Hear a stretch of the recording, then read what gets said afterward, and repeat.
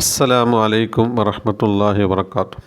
ബിസ്മില്ലാഹിർ റഹ്മാനിർ റഹീം. അല്ലാഹുമ്മ സ്വല്ലി വസല്ലിം അലാ സയ്യിദിന മുഹമ്മദിൻ വഅലാ ആലി മുഹമ്മദ്. എല്ലാവർക്കും നല്ലത് വരട്ടെ എന്ന് ആമുഖമായി പ്രാർത്ഥിക്കുകയാണ്. ഹദീസ് ക്ലാസിൻ്റെ 48ാമത്തെ ക്ലാസ്സാണിന്ന്. ഇമാം നവവി റഹിമഹുല്ലാ തങ്ങളുടെ അർബഈനിലെ 23ാം ഹദീസിൻ്റെ വിശദീകരണത്തിൻ്റെ ഭാഗം തന്നെയാണ് ഇന്നും പറയുന്നത്. വസ്സബുറു ലിയാ ഉൻ, ക്ഷമ ഒരു ഒളിവാണ്, തിളക്കമാണ്, ലംഘലാണ് എന്നൊക്കെ പറയാം. ഓരോ മനുഷ്യർക്കും അവന് ഇഷ്ടമില്ലാത്തത് വരുമ്പോൾ അല്ലെങ്കിൽ സഹിക്കാൻ പറ്റാത്തത് വരുമ്പോൾ മനസ്സിനെ ശാന്തമാക്കുന്ന പ്രത്യേകമായൊരു അവസ്ഥയാണ് ക്ഷമ എന്നുള്ളത്. ഇത് പല ആളുകൾക്കും പല രൂപത്തിലാണ് വൈകാരികമായ അവസ്ഥ ഉണ്ടാകുക. ചില ആൾക്ക് നിയന്ത്രണം വിട്ടുപോകും. ആരും പറഞ്ഞാലൊന്നും സഹിക്കാൻ കഴിയുകയില്ല, കേൾക്കാനും കഴിയുകയില്ല. എന്നാൽ വിശുദ്ധ ഇസ്ലാം ആവട്ടെ ക്ഷമിക്കുന്ന ആളുകൾക്ക് വല്ലാത്ത സന്തോഷ വാർത്ത അറിയിക്കുകയും അള്ളാഹുവരുടെ കൂടെയുണ്ട് എന്നറിയിക്കുന്നു. ഉദാഹരണത്തിന് വിശുദ്ധ ഖുർആൻ 2-ാം അധ്യായം സൂറത്തുൽ ബഖറയിലെ 155-ാം സൂക്തത്തിൽ അള്ളാഹു പറയുന്നു, ബശ്ശിരിസ് സ്വാബിരീൻ, ക്ഷമിക്കുന്നവർക്ക് നിങ്ങൾ സന്തോഷ വാർത്ത അറിയിക്കുവിൻ. അല്ലദീന അസാബത്തുഹു മുസീബത്തുൻ, അവർക്ക് വല്ല മുസീബത്തും ആപത്തും അപകടങ്ങളും ഒക്കെ വന്നാൽ കാലു അവർ പറയുന്നു, ഇന്നാലില്ല, നാം അള്ളാഹുവിനുള്ളതാണ്, വൈന്ന ഇലൈഹി റാജിഊൻ, നാം അവനിലേക്ക് മടങ്ങേണ്ടവരാണ് എന്ന് സത്യവിശ്വാസികൾ പറയും. വിശുദ്ധ ഖുർആൻ സൂറത്ത് സുമറയിലെ 10-ാം സൂക്തത്തിലും പറയുന്നു, വസ്ബിറൂ, നിങ്ങൾ ക്ഷമിക്കുവിൻ, ഇന്നല്ലാഹ, തീർച്ചയായിട്ടും അള്ളാഹു, മഅസ്വാബിരീൻ, ക്ഷമാശീലരോടൊപ്പമാണ്.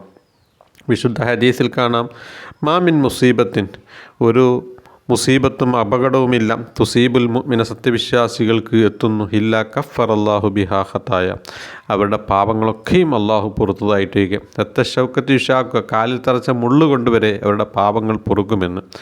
ഒരു സത്യവിശ്വാസിയെ സംബന്ധിച്ചിടത്തോളം ഈ ദുനിയാവിൽ പല പരീക്ഷണങ്ങളും നേരിട്ട് കൊണ്ടേയിരിക്കും. അഷദ്ദുൽ ബലായി, പരീക്ഷണങ്ങളിൽ ഏറ്റവും ശക്തമായിട്ടുണ്ടാവുക അമ്പിയാക്കൾക്കാണ്. സുമ്മൽ അംസൽ ഫല്ലംസൽ, പിന്നെ അവരോടടുത്ത ആളുകൾക്ക്. ഇപ്പോൾ വയനാട്ടിലും മറ്റും ദുരന്തമുണ്ടായപ്പോൾ ഒരു വ്യക്തിക്ക് 11ഓളം കുടുംബങ്ങൾ നഷ്ടപ്പെട്ടു. 400-ൽ പരം വീടുകളും സമ്പത്തും കൊറ്റവരും ഉടയവരുമൊക്കെ നഷ്ടപ്പെട്ട് ഒരു വല്ലാത്തൊരു ദുരന്തമായിരുന്നു വയനാട്ടിലെ നാം കണ്ടതും കേട്ടതുമൊക്കെ. എന്നാൽ ഒരു സഹോദരന് 11ഓളം അംഗങ്ങൾ നഷ്ടപ്പെടുമ്പോൾ അവരെ സമാധാനിപ്പിക്കാൻ, സമാശ്വസിപ്പിക്കാൻ ഈ ലോകത്ത് എന്ത് മരുന്നാണുള്ളത്? എന്നാൽ വിശ്വാസിയെ സംബന്ധിച്ചിടത്തോളം അവർക്ക് പരലോകമെന്നുള്ളൊരു വീക്ഷണം, ഒരു വിശ്വാസമുണ്ടാകുമ്പോൾ അവർക്ക് വലിയ പ്രതിഫലം നൽകും. അതുകൊണ്ട് ക്ഷമിക്കുവിൻ, ഉറ്റവനും ഉടയവനുമൊക്കെ അവർ നാളെ പരലോകത്ത് വലിയ രക്തസാക്ഷിത്വ പദവിയിലാണ്. താങ്കൾ മാത്രമല്ല, അള്ളാഹുവിന് ഇഷ്ടപ്പെട്ട പലരും ഈ ലോകത്ത് പല അവസ്ഥയിലും വിഷമങ്ങൾ അനുഭവിച്ചിട്ടുണ്ട്. ഉദാഹരണത്തിന് ലോകത്തിൻ്റെ നേതാവ് പരിശുദ്ധ പ്രവാചകൻ മുഹമ്മദ് സ്വല്ലല്ലാഹു അലൈഹി വസല്ലമ തങ്ങൾ തന്നെ ഈ ലോകത്ത് ജനിക്കുമ്പോൾ അവർക്ക് പിതാവിനെ കാണാൻ കഴിഞ്ഞില്ല. അതിൻ്റെ മുമ്പ് പിതാവ് മരണപ്പെട്ടുപോയി. 6 വയസ്സോളം ജീവിച്ചപ്പോൾ ഉമ്മയും മരണപ്പെട്ടു. എന്നാൽ വിവാഹം ചെയ്തപ്പോൾ 2 ഭാര്യമാർ മരണപ്പെട്ടു.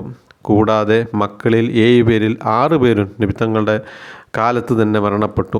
ഒരുപാട് അപകടങ്ങളും യുദ്ധങ്ങളും പ്രയാസങ്ങളും പട്ടിണിയും ഒക്കെ സഹിച്ച ആ നബി തങ്ങളുടെ അനുയായികളാണ് നാം.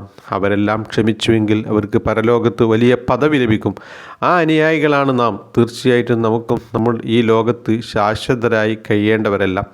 ഇന്നല്ലെങ്കിൽ നാളെ നാം യാത്ര പറയും.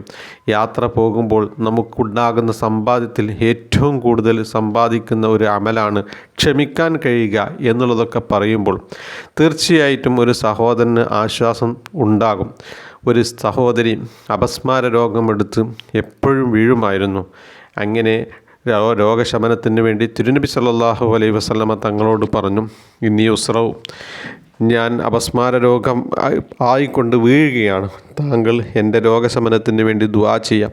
അപ്പോൾ തിരുനബി സല്ലല്ലാഹു അലൈഹി വസല്ലമ തങ്ങൾ പറഞ്ഞു, പെണ്ണെ, ഇൻ സബർത്തി, നീ ക്ഷമിച്ചാൽ ഫലക്കിൽ ജന്ന, നിനക്ക് സ്വർഗമുണ്ട്.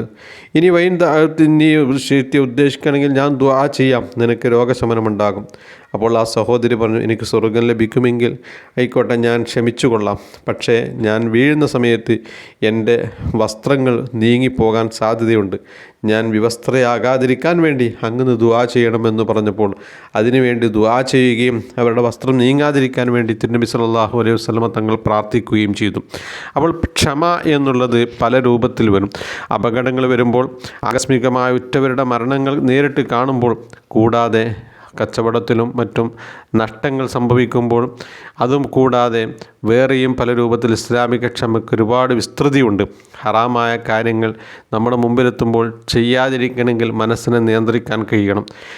ശരിയായ കാര്യങ്ങൾ ചെയ്യണമെങ്കിൽ, മറ്റൊരു സാഹചര്യങ്ങൾ മോശമാണെങ്കിൽ അവിടുന്ന് ചെയ്യണമെങ്കിലും അതിനും മനസ്സിന് നല്ല നിയന്ത്രണം വേണ്ടി വരും. ഇതൊക്കെയും അടങ്ങിയ പ്രത്യേകമായ മനസ്സിനെ സജ്ജമാക്കി അള്ളാഹുവിന് സമർപ്പിക്കുന്ന ഒരു രംഗമാണ് ക്ഷമിക്കുക എന്നുള്ളത്. ആ ക്ഷമ ആർക്കെങ്കിലും ഉണ്ടെങ്കിൽ അത് പരലോകത്ത് അയാൾക്ക് നൽകിയ തെളിച്ചവും വെളിച്ചവും പ്രകാശവും ഒക്കെയായിരിക്കും. അതാണ് ഈ ഹദീസിൻ്റെ പൊരുൾ. വസ്സബ്റുലിയാ, ക്ഷമ എന്നുള്ളത് ഒരു പ്രകാശമാണ്, ഒളിവാണ്, ലംഘലാണ്. അള്ളാഹു സുബ്ഹാനഹു വ തആല നമുക്കൊക്കെയും ക്ഷമിക്കുവാനും സഹിക്കുവാനും അള്ളാഹുവിൻ്റെ മാർഗത്തിൽ ജീവിതം സമർപ്പിക്കുവാനും ഒക്കെ അനുഗ്രഹം നൽകുമാറാവട്ടെ. ആഖിറു ദഅവാന അനിൽ ഹംദുലില്ലാഹി റബ്ബിൽ ആലമീൻ. അസ്സലാമു അലൈക്കും വറഹ്മത്തുള്ളാഹി വബറകാതുഹു.